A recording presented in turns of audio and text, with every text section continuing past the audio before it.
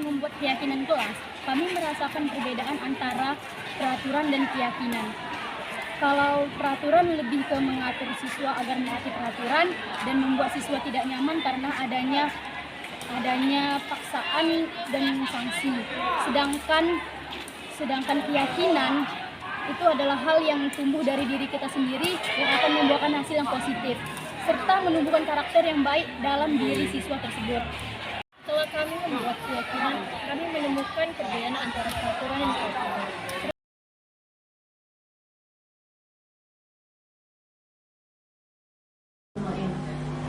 Pertama-tama, marilah kita ucapkan puji dan syukur kehadirat Allah Subhanahu wa Ta'ala karena kita masih diberi kesehatan pada pagi hari ini, yaitu untuk mengikuti seminar yang akan dibawakan oleh Ibu Eka Lili.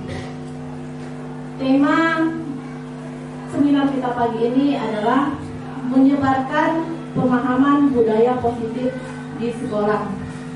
Tertib acara kita pagi ini adalah yang pertama pembukaan oleh saya, yang kedua oleh kata sambutan oleh Bapak Kepala Sekolah, yang ketiga itu penyampaian materi oleh Ibu Eka Lili, yang keempat itu ada sesi berbagi pengalaman oleh Bapak Ibu Guru, yang kelima itu penutup. Yang saya hormati Bapak Kepala Sekolah SMA Negeri 1 Lawi Tiganegara, yang saya hormati Bapak Pengawas Sekolah SMA Negeri 1 Lawi Tiganegara, yang saya hormati Bapak Komite SMA Negeri 1 Lawi Tiganegara, dan yang saya hormati Bapak Ibu Guru peserta seminar SMA Negeri 1 Lawi Tiganegara. Acara berikutnya ialah kata sambutan oleh Bapak Kepala Sekolah SMA Negeri 1 Lawi Tiganegara. Kepada Bapak kami persilahkan dengan hormat. Waalaikumsalam. Selamat pagi, salam sejahtera untuk semuanya, Bapak Ibu yang kami hormati pengawas SMA Negeri 1 Lawi Tiganegara, Bapak Ketua Komite, Bapak Ibu Wali kelas, Bapak Ibu wakil, kemudian yang kehormatan Ibu Eka Lili Herdiusira SPD. Tahun ini untuk guru penggerak tahun ini, insya Allah tahun ke depannya ya beberapa guru nanti ikut juga guru penggerak. Amin. Bapak Ibu yang kami hormati, ada beberapa hal yang perlu saya sampaikan sedikit saja tentang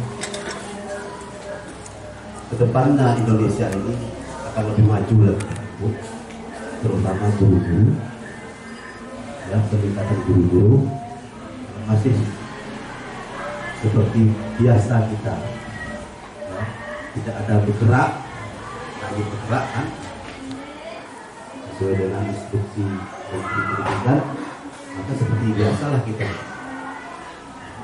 Begitu juga depannya. Nah, mungkin calon kepala sekolah, siapa-siapa yang sudah rekrut pemerintah dan guru bergerak akan bisa mencalonkan diri untuk menjadi kepala sekolah. Ya, itu motivasi Bapak Ibu.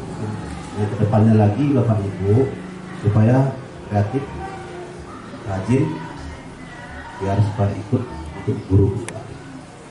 Terus, itu Eka berjuang terus, mudah-mudahan berhasil. Amin, amin ya rabbal alamin. Assalamualaikum warahmatullahi wabarakatuh. Assalamualaikum warahmatullahi wabarakatuh. Bismillahirrahmanirrahim. Lam yalid wa lam yulad wa lam yakul lahu kufuwan ahad. Wassalatu wassalamu ala nabiyyina Muhammad wa ala alihi wa sahbihi wa ummatihi allazina tamassakuna bil jihad wa yujahiduna fil ihtisab amma ba'du.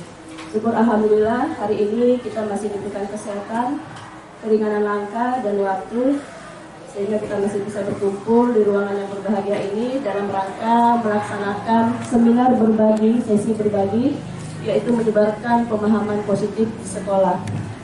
Ya, selanjutnya dengan saya, mari sama-sama kita lapaskan salawat kepada baginda Rasulullah Muhammad Sallallahu Alaihi Wasallam. Allahumma sholli ala Muhammad wa ala ali sayyidina Muhammad. Terima kasih. Pertama-tama yang saya hormati, yang kami hormati Bapak Kepala Sekolah SMA Negeri 1 Lawi Segala-Gala, Bapak Pengawas SMA Negeri 1 Lawi Segala-Gala, Bapak Ketua Komite SMA Negeri 1 Lawi Segala-Gala, dan Bapak Ibu Guru Hebat SMA Negeri 1 Lawi Segala-Gala yang telah hadir di ruangan yang berbahagia ini.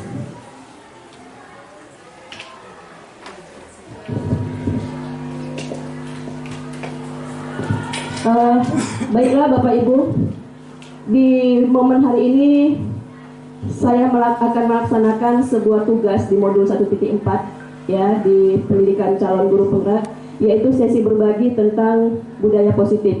Budaya positif ini adalah salah satu dari materi modul yang kami pelajari di modul 1. Nah, sekarang kami sudah masuk di modul 2, tapi ini adalah kegiatan aksi nyata di modul 1 di sesi terakhir, yaitu 1.4. Dan tuh, di depan Bapak Ibu ada selembar kertas kami sediakan. Itu nanti akan digunakan untuk membuat refleksi dari acara yang Bapak Ibu ikutin ini. Nanti materi refleksinya ada kita sediakan di slide ya Bapak Ibu ya. Baik, menyebarkan pemahaman budaya positif di sekolah. Selamat datang Bapak Ibu guru hebat. Mari kita berkolaborasi, saling mendukung demi terwujudnya disiplin positif di sekolah kita yang tercinta ini. Jadi sebenarnya tadinya saya ingin mengundang seluruh Bapak Ibu guru di SMA ini, cuman terkendala mungkin sebagian dari kita harus masuk ke kelas. Jadi nanti kan supaya anak-anak pun tidak dirugikan, maka saya ambil inisiatif untuk mengundang wali. Positif itu apa?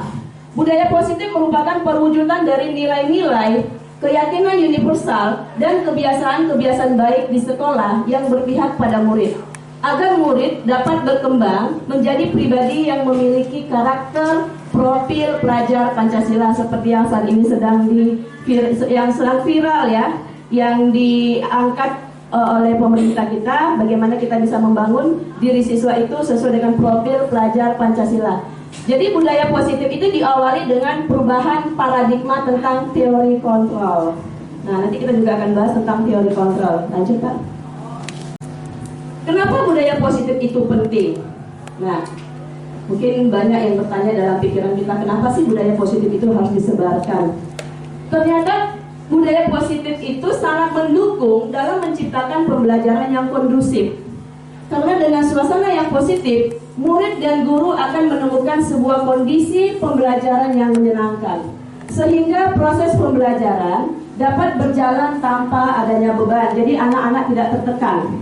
Suasana positif akan membantu menggerakkan moral yang positif bagi murid, sehingga karakter murid tidak hanya terbentuk dari akademik ataupun intelektualnya saja, tetapi juga dari lingkungan yang positif. Nah, jadi itulah kenapa budaya positif itu sangat penting saat ini kita terapkan.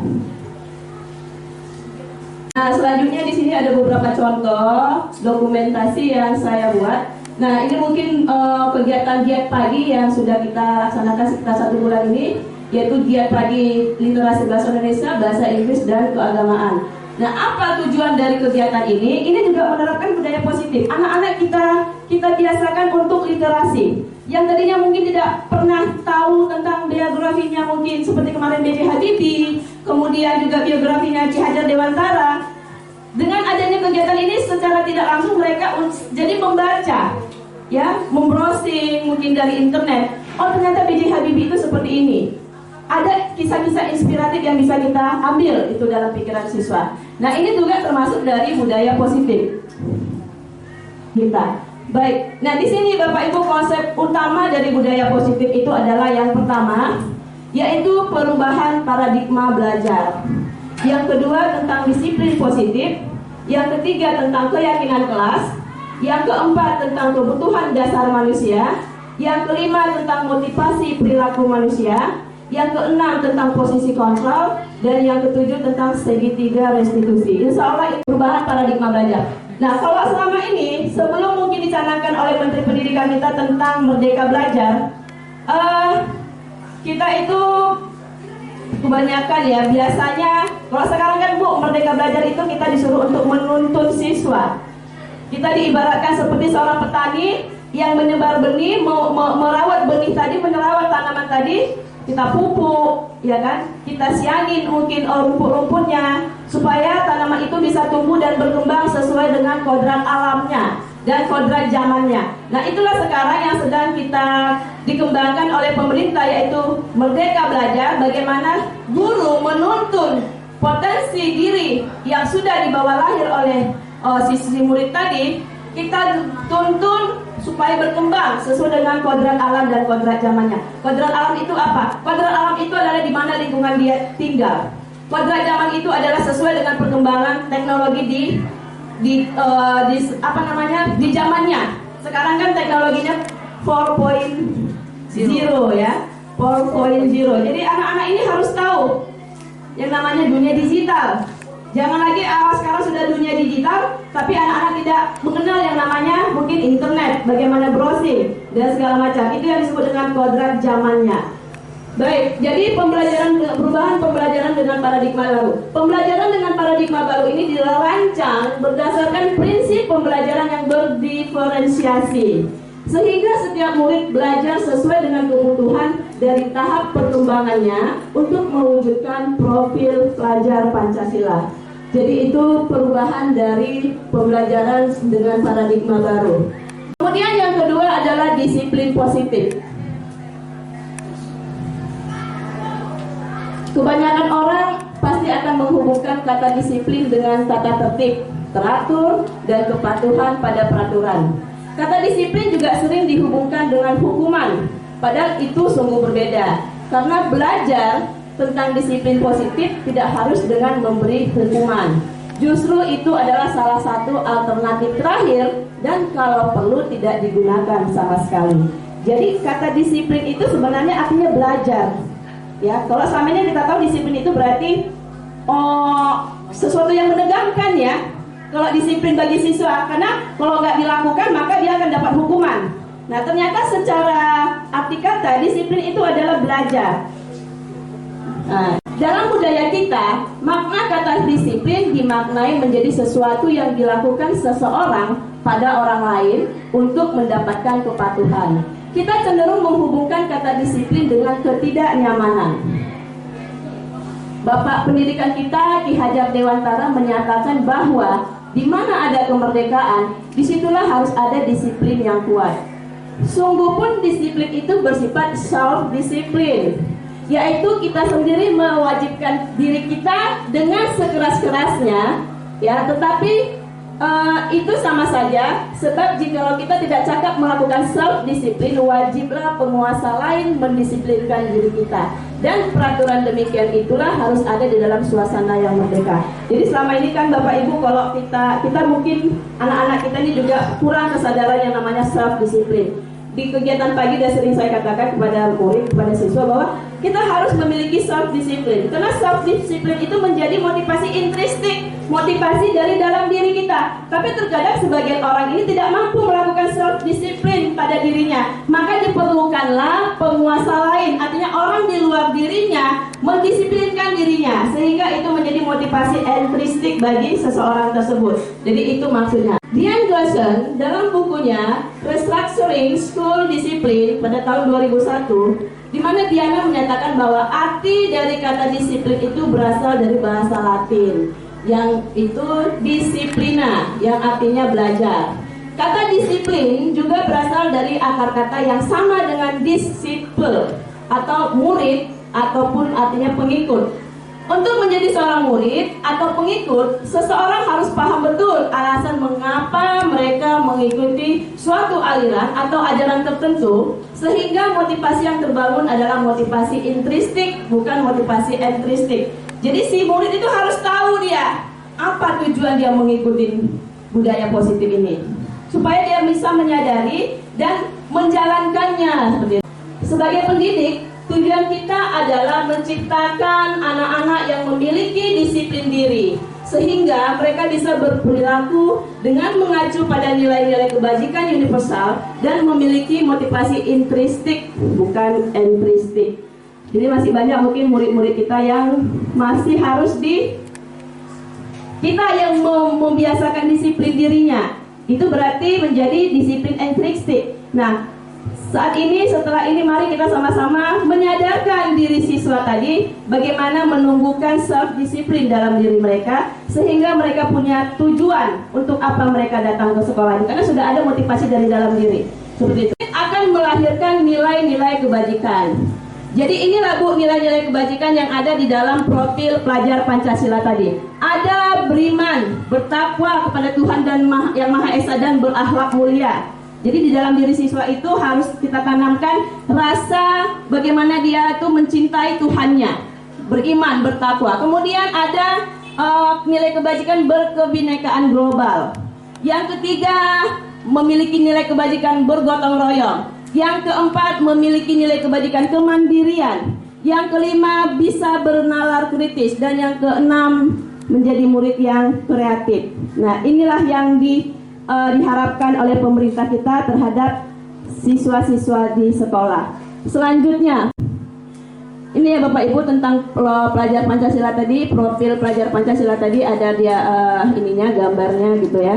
Selanjutnya, nah yang ketiga, membentuk keyakinan kelas. Nah, keyakinan kelas ini kalau dulu namanya peraturan kelas, sekarang tidak boleh lagi ada peraturan kelas. Apa sih bedanya keyakinan dengan peraturan? Kita lihat di sini.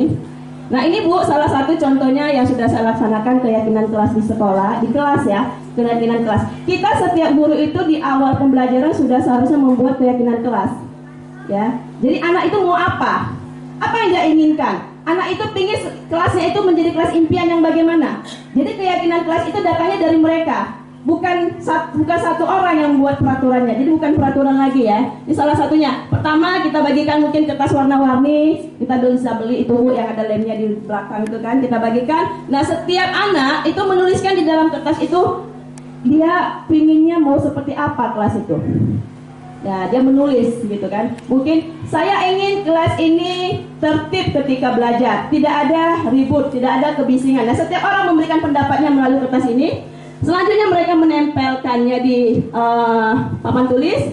Selanjutnya kita simpulkan, kita tulis, kita buat semua, kumpulkan pendapat-pendapat siswa tadi. Nah, kebetulan ini udah selesai sebenarnya, cuman saya belum buat dokumentasinya. Kita buat di kertas karton Bapak Ibu, bisa ditulis atau bisa kertas warna-warni tadi kita tempelkan, lalu kita tempelkan di dinding. Kertas karton itu kita tempelkan di dinding. Jadi anak-anak tadi bisa melihat, oh keyakinan kelas kami itu seperti ini, oh kelas impian kami itu seperti ini. Jadi ada keyakinan kelas dan ada kelas impian. Ada dua nanti itu ya Bapak Ibu ya. Jadi anak-anak kan datangnya dari dalam diri anak jadinya kan. Mau seperti apa kelas itu gitu. Nah itu dia keyakinan kelas. Mengapa keyakinan kelas bukan peraturan kelas? Nah sebuah keyakinan yaitu nilai-nilai kebajikan universal yang disepakati secara tersirat dan tersurat, lepas dari latar belakang suku, negara, bahasa, maupun agama. Nilai-nilai kebajikan menekankan pada keyakinan seseorang yang memotivasi seseorang dari dalam dirinya. Seseorang akan lebih tergerak dan bersemangat untuk menjalankan keyakinannya daripada hanya sekedar mengikuti serangkaian peraturan tertulis tanpa makna. Murid-murid pun demikian. Mereka perlu mendengarkan dan memahami arti sesungguhnya tentang peraturan-peraturan yang diberikan. Apa nilai-nilai kebajikan di balik peraturan tersebut? Apa tujuan utamanya? Dan menjadi tidak tertarik atau takut sehingga hanya sekedar mengikuti serangkaian peraturan-peraturan yang mengatur mereka tanpa memahami tujuan mulianya. Jadi selama ini kan itu bentuknya peraturan, katanya peraturan, sehingga terkadang kalau yang namanya peraturan itu pasti ditakutin. Kalau nggak dijalankan pasti kena sanksi. Gitu ya Bu ya, Bapak. Nah makanya sekarang kita rubah menjadi keyakinan kelas, karena keyakinan itu datangnya dari dalam anak, dari dalam diri si anak. Mau jadi apa dia? Mau kelas yang bagaimana menurut dia kelas impiannya? Jadi kita gali keinginan mereka itu disebut dengan keyakinan. Lanjut Pak. Suatu keyakinan akan lebih memotivasi seseorang dari dalam dirinya atau memotivasi secara intrinsik. Seseorang akan lebih tergerak dan bersemangat untuk menjalankan keyakinannya daripada hanya sekedar mengikuti serangkaian peraturan tertulis tanpa makna. Nah, seperti itu ya Bu ya, keyakinan kelas tadi. Silakan Pak, lanjut. Pembentukan keyakinan kelas itu bersifat lebih abstrak daripada peraturan yang lebih rinci dan konkret. Keyakinan kelas berupa pernyataan universal. Pernyataan keyakinan kelas senantiasa dibuat dalam bentuk yang positif, jadi tidak ada kata tidak di dalam kalimat keyakinan kelas. Keyakinan kelas hendaknya tidak terlalu banyak sehingga mudah diingat dan dipahami oleh semua warga kelas. Semua warga kelas hendaknya ikut berkontribusi dalam pembuatan keyakinan kelas melalui diskusi. Kemudian selanjutnya bersedia meninjau kembali keyakinan kelas dari waktu ke waktu. Jadi dia tidak bersifat permanen. Mungkin kalau dibutuhkan ada perubahan untuk keyakinan itu di masa yang akan datang. Mungkin sebulan ke depan mungkin ini perlu diganti nih. Ada perubahan, boleh. Jadi tidak permanen dia keyakinan kelas tadi. Lanjut Pak. Ya, peraturan. Kalau peraturan itu contohnya selalu kembalikan buku pada tempatnya. Nah, nilai kebajikan yang dituju di situ atau keyakinan yang dituju di situ adalah adanya rasa tanggung jawab. Nah, jadi kita ganti adanya rasa tanggung jawab. Setiap warga kelas harus bertanggung jawab, mungkin terhadap kerapian kelas. Kemudian ada contohnya, dilarang mengganggu orang lain. Nilai kebajikan di sini berarti dia harus menghormati orang lain. Yang ketiga, hadir di sekolah 15 menit sebelum pembelajaran dimulai. Nilai kebajikannya adalah menghormati orang lain dan komitmen. Jadi karena sudah ada peraturan sekolah jangan terlambat, maka dia harus menghormati komitmen yang sudah dibuat. Yang selanjutnya dilarang melakukan kekerasan. Berarti di sini nilai kebajikannya adalah keselamatan, menghormati orang lain. Jadi keselamatan seseorang itu ya di situ nilai kebajikannya. Yang selanjutnya dilarang menggunakan narkoba. Nilai kebajikannya adalah menjaga kesehatan. Lalu bergantian atau menunggu giliran. Nilai kebajikannya adalah menghormati orang lain. Kemudian bersikap sabar, itu nilai kebajikannya. Yang terakhir misalnya menggunakan masker, di situ nilai kebajikannya adalah menjaga kesehatan dan keselamatan. Itu contohnya ya Bapak Ibu. Selanjutnya Pak.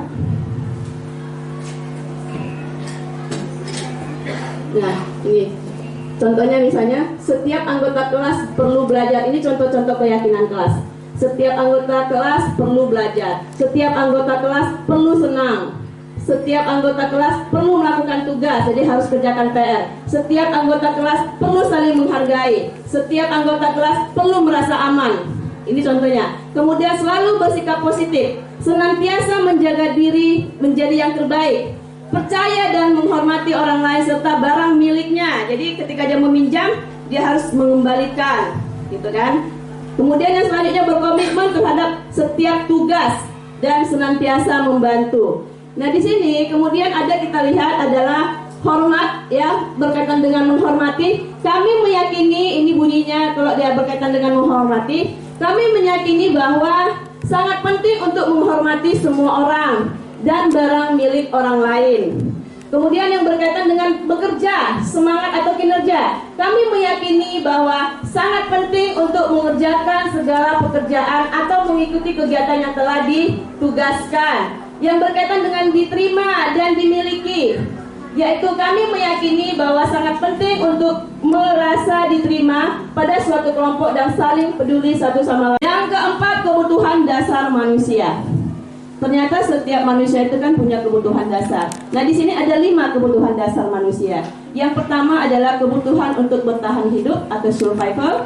Yang kedua, kasih sayang dan rasa diterima, love and belonging. Yang ketiga, tentang kekuasaan, yaitu power. Yang keempat, kebebasan atau freedom. Dan yang kelima, kesenangan, yaitu fun. Jadi ini 5 kebutuhan dasar. Tentunya kita yang hadir di sini juga kebutuhan dasar kita yang 5. Contoh kasusnya ini ya Bapak Ibu.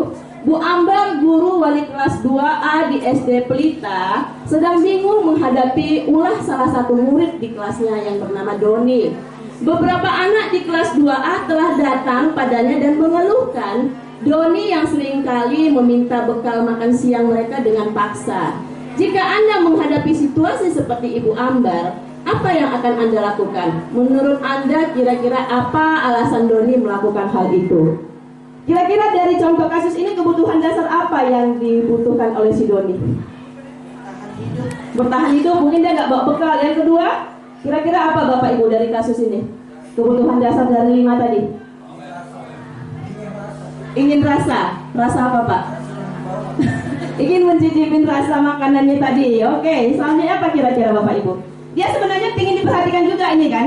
Dari contoh kasus ini dia ingin diperhatikan. Mungkin dia kurang perhatian dari rumah, atau mungkin bekalnya tidak pernah disiapkan oleh orang tuanya, seperti itu. Nah, Ini contoh kasus. Jadi ada kebutuhan si Doni sebenarnya yang pasti belum terpenuhi, makanya dia melakukan hal ini. Nah, yang kelima, motivasi perilaku manusia. Dari Dawson ada 3 motivasi perilaku manusia. Yang pertama itu adalah menghindari ketidaknyamanan atau hukuman. Ini adalah tingkat terendah dari motivasi perilaku manusia. Biasanya orang yang motivasi perilakunya menghindari hukuman atau ketidaknyamanan akan bertanya, apa yang akan terjadi jika saya tidak melakukannya? Kemudian, sebenarnya mereka sedang menghindari permasalahan yang mungkin muncul dan berpengaruh pada mereka secara fisik, secara psikologis, maupun tidak terpenuhinya kebutuhan mereka. Bila mereka tidak melakukan tindakan tersebut, motivasi ini bersifat eksternal. Nah, ini 3 motivasi perilaku manusia. Alasannya kenapa seseorang itu melakukan sesuatu? Yang pertama, untuk menghindari ketidaknyamanan ataupun menghindari hukuman. Yang kedua, yaitu untuk mendapatkan imbalan atau penghargaan dari orang lain. Ini alasan motivasi seseorang melakukan itu, supaya dapat reward, supaya dapat juara, supaya dapat hadiah. Itu alasannya. Satu tingkat di atas motivasi yang pertama, di sini orang berperilaku untuk mendapatkan imbalan atau penghargaan dari orang lain. Banyak siswa kita seperti itu ya Bu ya, mengerjakan PR supaya dapat imbalan, pujian, reward seperti itu. Itu motivasinya. Orang dengan motivasi ini akan bertanya, apa yang akan saya dapatkan jika saya melakukannya? Gitu, menghitung-hitung dia. Mereka melakukan sebuah tindakan yang mendapatkan pujian dari orang-orang lain yang menurut mereka penting dan mereka letakkan dalam dunia berkualitas mereka. Mereka juga melakukan sesuatu untuk mendapatkan hadiah, pengakuan, imbalan atau reward. Motivasi ini juga bersifat eksternal. Nah, ini motivasi dari luar juga, sama seperti nomor 1 tadi. Lanjut Pak. Yang ketiga, motivasinya yaitu untuk menjadikan orang yang mereka inginkan dan menghargai diri sendiri dengan nilai-nilai yang mereka percaya. Orang dengan motivasi ini akan bertanya, akan menjadi orang yang seperti apa jika saya melakukannya? Mereka melakukan sesuatu karena nilai-nilai yang mereka yakini dan hargai. Dan mereka melakukannya karena mereka ingin menjadi orang yang melakukan nilai-nilai yang mereka yakini tersebut. Ini adalah motivasi yang akan membuat seseorang memiliki disiplin positif karena motivasi berperilakunya bersifat internal. Jadi ini adalah self-disiplin. Motivasi yang datangnya dari dalam diri seseorang. Di dalam diri. Nah, ini harus kita ciptakan dalam diri murid kita. Baik, lanjut Pak. Konsep disiplin dengan identitas gagal. Nah, ini konsep disiplin dengan identitas gagal. Yang pertama, hukuman. Jika si murid tadi diberikan hukuman, maka dia akan merasa sakit, merasa tidak nyaman, sakit di perasaannya, merasa tidak nyaman, kemudian dia takut, kemudian dia merasa terpaksa, kemudian dia akan menyembunyikan kesalahannya. Aku diam-diamlah merokok supaya nggak kena hukuman. Nah, menyembunyikan kesalahannya, kemudian dia akan merasa rendah diri. Nah, ini kalau disiplinnya itu dalam bentuk menghukum kita berikan hukuman, ini akan terjadi.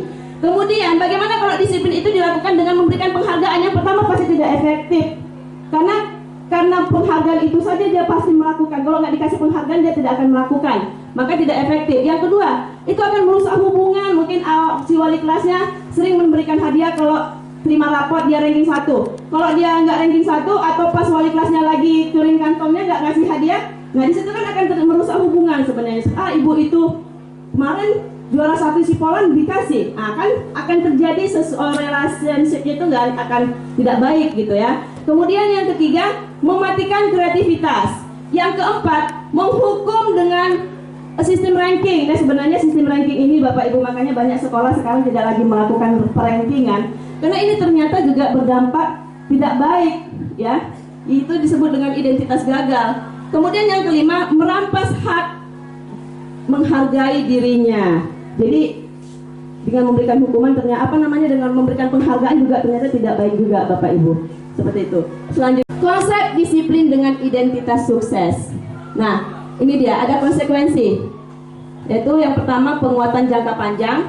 Nah, ini perlu monitoring berkelanjutan. Jadi agak capek memang di sini ya Bu, kita harus monitoring, selalu awasin dia bagaimana perkembangannya dari minggu ke minggu kalau kita melakukan ini. Kemudian yang ketiga adanya stimulus respon, adanya rangsangan dan respon, umpan baliknya seperti itu. Yang keempat, murid menghormati peraturan. Yang kelima, kehilangan waktu untuk merenungi kesalahan. Jadi nggak ada waktu dia untuk berpikir, untuk merasa rendah diri tadi nggak ada, karena dia selalu melakukan hal-hal yang positif. Kemudian bagaimana kalau dengan restitusi? Murid bertanggung jawab untuk perilakunya. Yang kedua, fokus pada pemecahan masalah jangka panjang. Yang ketiga, murid menghormati dirinya dan orang lain. Yang keempat, adanya teori kontrol, yaitu dirinya memegang peranan. Yang kelima, murid bersemangat memperbaiki kesalahan. Jadi teori kontrol ini biasanya kan selama ini diri kita sering dikontrol orang lain. Nah, di dalam segitiga restitusi nanti, ini teori kontrol ini yang mengontrol diri itu ternyata adalah diri kita sendiri, bukan orang lain. Itu di segitiga restitusi nanti kita bahas. Lanjut, Pak. Perbedaan contoh kasus siswa sering tidak mengerjakan PR. Nah, di sini siswa nggak mengerjakan PR, misalnya dikasih hukuman. Guru menghukum siswa tersebut menghormat bendera selama 10 menit. Kemudian siswa yang nggak mengerjakan PR, guru marah dan murid menjadi takut. Bagaimana kalau dia dengan konsekuensi? Guru memberikan konsekuensi untuk mengerjakan PR-nya saat istirahat atau dikerjakan sebanyak 3 kali lipat. Yang kedua, guru tegas dan murid menghormati peraturan. Lalu bagaimana dengan restitusi? Kalau digunakan sistem restitusi, guru menanyakan keyakinan kelas atau diri dari seseorang yang tidak mengerjakan PR ini dan membantu siswa menyelesaikan masalahnya. Lalu yang kedua, guru akan terbuka dan siswa menghormati dirinya dan orang lain. Nah, ini segitiga restitusi sudah pernah juga saya laksanakan. Jadi siswa yang bermasalah itu bukan kita marah-marahin, bukan kita buat dia menjadi merasa bersalah, tapi kita lakukan dengan menggunakan restitusi. Nanti di sini juga ada kita bahas tentang restitusi, bagaimana caranya. Lanjut, Pak. Posisi kontrol. Oke, selanjutnya 5 posisi kontrol dari dalam guru. Yang pertama, mungkin di antara kita ada yang selama ini sering menjadi guru penghukum. Ya kan Bapak Ibu? Nah, ini posisi kontrol namanya. Kita sering menjadi guru penghukum. Seorang penghukum menggunakan hukuman fisik maupun verbal, baik secara fisik ataupun kata-kata. Kemudian yang kedua, ada model guru yang menjadi siswanya itu ketika dia bersalah, kita buat dia merasa bersalah, merasa rendah diri jadinya, ya kan? Oh, kamu nggak kasihan sama mamamu, kau merokok kayak gini. Itu sebenarnya membuat si yang berbuat itu merasa bersalah, merasa menyesal. Nah, itu posisi kontrol yang kedua, yaitu pembuat kesalahan itu merasa bersalah.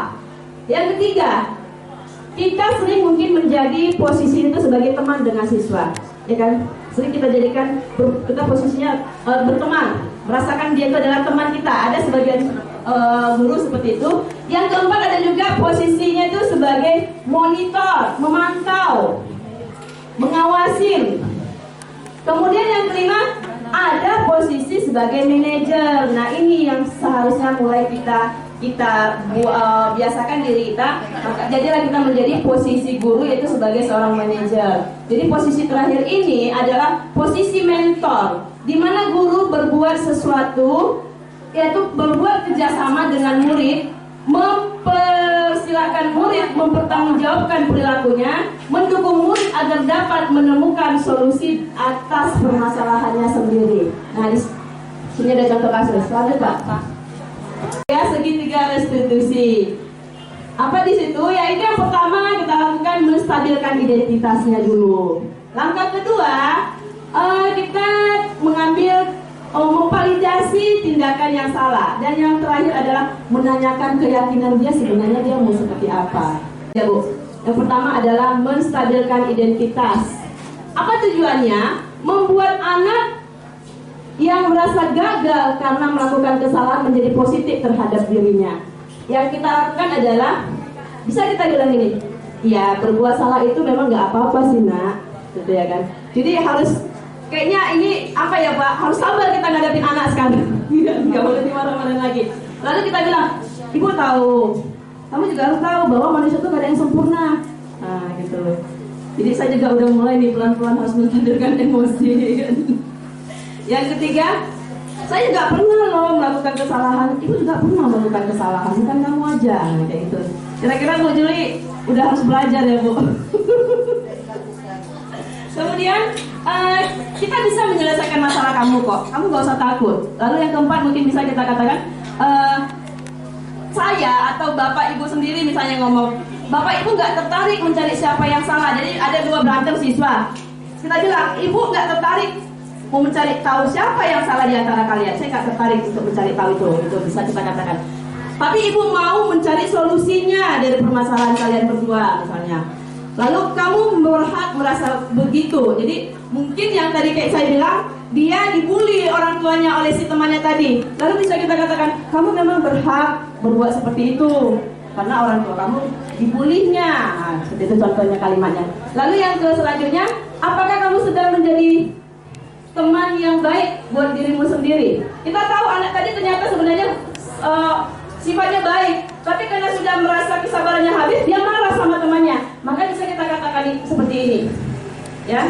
Jadi itu sebenarnya mungkin bertentangan dengan karakter dia. Si anak tadi baik, lalu bisa kita sebutkan kalimat yang seperti itu tadi. Selanjutnya, yang tadi kan menstabilkan identitas Bapak Ibu. Nah sekarang tindakan yang kedua yang perlu kita lakukan adalah memvalidasi tindakan yang salah. Tujuannya membantu murid untuk mengenali basic need-nya, kebutuhan dasar yang ingin dipenuhinya ketika melakukan kesalahan tersebut. Contoh kalimatnya mungkin bisa kita lakukan, kita katakan, padahal kamu bisa loh melakukan yang lebih buruk lagi dari ini ya. Ibu tahu, kamu mungkin bisa melakukan yang lebih buruk dari ini lagi, itu contohnya. Atau kamu pasti punya alasan mengapa melakukan hal ini. Atau kamu patut bangga pada dirimu sendiri karena kamu telah melindungi sesuatu yang penting buatmu. Jadi dia membela diri karena mamanya, oh mamamu kan jelek, bapakmu gini. Nah, kita bilang seperti itu. Kamu patut bangga pada dirimu sendiri karena kamu telah melindungi sesuatu yang penting buatmu. Karena dia merasa orang tua itu harus dilindunginya, ininya gitu kan, harus dihargai. Jadi kalau dibully ya harus dibela gitu. Kemudian kamu boleh mempertahankan sikap itu, tapi kamu harus mendapatkan sikap yang baru. Nah itu contoh-contoh kalimatnya ya Bapak Ibu ya. Adalah dengan menanyakan keyakinan. Tujuannya apa? Murid melihat kesalahannya dihubungkan dengan nilai-nilai kebajikan yang mendasari manusia berinteraksi dengan orang lain. Contohnya, apa yang kita percayai atau apa yang sudah kita buat di kelas keyakinan kelas. Kamu masih ingat nggak? Kemarin kita bikin keyakinan kelas apa kira-kira? Nah ini kita kaitkan dengan kesalahan yang dia lakukan. Kemudian apa nilai-nilai umum yang telah kita sepakati? Ini juga berkaitan dengan keyakinan kelas. Kita tanya kembali kepada dia. Yang selanjutnya, apa bayangan kita tentang kelas yang ideal? Bayangan dia gitu kan, bayangan si siswa tadi, menurutnya kelas yang ideal itu yang bagaimana? Apakah dengan berantem sesama teman? Apakah itu kelas yang ideal sehingga terjadi kerusuhan di kelas? Nah tentu bukan itu kelas ideal yang mereka inginkan. Kemudian, kamu mau jadi orang yang seperti apa sih sebenarnya? Lalu dia bilang, aku mau jadi orang sukses Bu. Nah, kalau kamu mau jadi orang sukses, kira-kira kalau kamu berbuat seperti ini bisa nggak? Kamu bisa jadi orang sukses dengan sikap kamu seperti ini. Nah kayak gitu ya Bu ya. Jadi kita harus betul-betul paham tentang kebutuhan dasar si murid tadi. Lanjut Bapak. Nah, ini ya Bapak udah selesai. Alhamdulillah sudah selesai. Nanti untuk prakteknya saya siap berkolaborasi dengan Bapak Ibu bagaimana cara membuat keyakinan kelas ya, bagaimana mempraktekkan segitiga restitusi gitu. Ya Bapak Ibu. Nah di akhir ini nanti saya akan meminta mungkin dua orang Bapak atau Ibu guru memberikan sesi berbagi di antara yang saya paparkan tadi. Mungkin ada yang sudah dilaksanakan, nanti silakan saya kasih kesempatan. Tapi sebelumnya Bapak Ibu, di depan Bapak Ibu sudah ada kertas ya. Kertas itu silakan Bapak Ibu jawab dengan refleksi kegiatan hari ini. Hal baru apa yang Bapak Ibu dapatkan dalam mengubah perilaku, dalam merubah paradigma Bapak Ibu? Hal baru yang apa yang sudah Bapak Ibu dapatkan dalam kegiatan ini sehingga adanya perubahan paradigma Bapak Ibu ketika mengajar di kelas? Ya. Kemudian yang kedua, perasaan apa yang muncul selama mengikuti seminar sesi ini? Oh ya, aku nanti kayaknya mau buat KBM-nya lah.